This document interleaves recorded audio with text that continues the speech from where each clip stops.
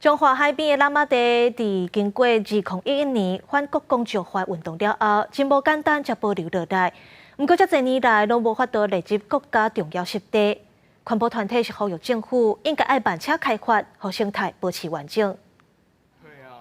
离中华海岸全台湾上大、上完整的南部仔地，有珍贵丰富的生态甲渔业资源。2011年离反国公石化运动了后保留落来，只是10多年过去，环团诉求个这维设成国际级的重要湿地，犹原还未达成。今麦阁面对着供电甲风电的威胁。我们从风机、我们的太阳能光电一直在侵蚀我们。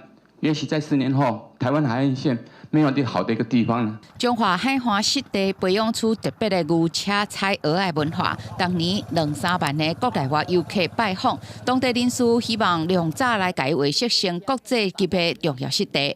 其实是一种保护，更是一种追随世界发展休闲观光潮流的一个主要方向。 透过环团空中翕的画面，会当看到中滨工业区附近的潮间带已经拢是供电棒，会当看到涨水的时阵玻璃水面，退水的时阵是玻璃海岸。保育团体烦恼对生态冲击伤过大。光电板盖了，你一定会遮阴，没有了光。 那你说潮间带的生物，它所谓的生物多样性的这些所有科学证据的这些计算，它要怎么继续维持下去？民众党立委黄国昌更加提出资料一期，原本开发的联合再生能源应该保留4.8公顷的生态绿区，但后来主管机关竟然同意来取消。